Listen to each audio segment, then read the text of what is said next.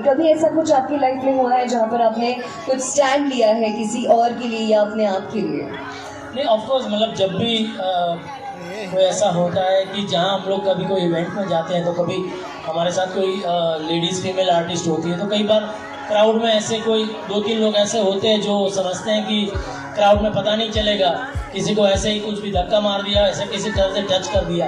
अगर मेरी नज़र पड़ती तो मैं तुरंत उसको पकड़ता हूँ और उसको समझाता हूँ कि भाई ये भी आपकी माँ बहन की तरह है, आपकी बेटी की तरह है, अगर उसकी उम्र बड़ी है तो ये क्या तरीका है बिहेव करने का? कोई तरीका नहीं, आप सुशिक्षित हैं, आप पढ़े लिखे हैं और ऐसा बिहेव करते हैं, अच्छी बात है। तो ऑफकोर्स जब भी जहाँ भी ऐसा कोई अगर वाक़या होता है तो आपको उसको नज़रअंदाज नहीं करना चाहिए, उसको डेफिनेटली पकड़ के भले आप झगड़ा ना करो, अच्छे से उसको समझाना चाहिए। Absolutely. अगर बिना कहे अगर ये निकल जाएगा तो उसको लगेगा कि ठीक है, किसी ने देखा ही नहीं, चलता है, हम तो आज ये हो गया तो कल भी कर पाएंगे। लेकिन अगर आप उसको अंडरलाइन करें, उसको पकड़े, उसको 4 आदमी के बीच में अगर उसको 2 बातें कहें तो उसको ज़िंदगी भर याद रहेगा कि नहीं ये मैंने गलत किया। जी बराबर, एब्सोल्युटली राइट, बहुत ही सही बात। उन्होंने अपना जो स्टैंड था वो लिया था and you and your wife both were standing strong behind her. हमें उस बारे में कुछ आप बता सकते हैं सर?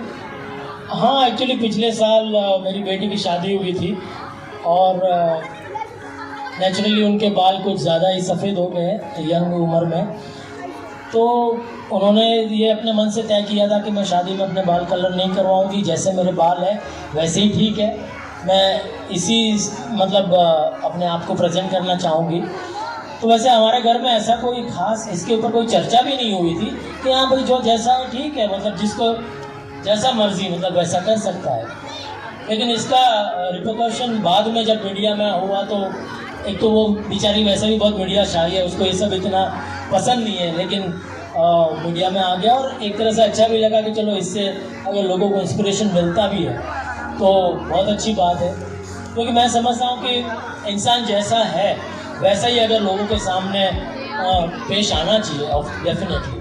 क्योंकि आपको एक बनावटी चेहरा या बनावटी, मैं एक्टर हूँ तो डेफिनेटली अब जब एक्टिंग करते हैं तो उसमें तो हमें बनावटीपन करना ही पड़ता है, चीटिंग करनी पड़ती है, मुखौटा पहनना पड़ता है। लेकिन रियल लाइफ में भी हमें ज़रूरत नहीं है मुखौटा पहनने की, हम जैसे हैं वैसे ठीक है। तो मुझे लगता है वैसा अगर रहने से आपको लोगों की चाहना और भी अच्छी तरह से मिलती है। एब्सोल्युटली राइट सर, और काफ़ी उम्दा सोच है आपकी बेटी की, और आई एम श्योर ये जो सोच है, ये जो मराठीमध्ये आम्ही म्हणतो शिकवण आहे ती ऑब्वियसली आई बाबांकडूनच मिळालेली आहे, तो आपका भी बहुत बहुत अभिनंदन। मुझे मेरे माँ बाप से मिली है। Absolutely sir. सर आप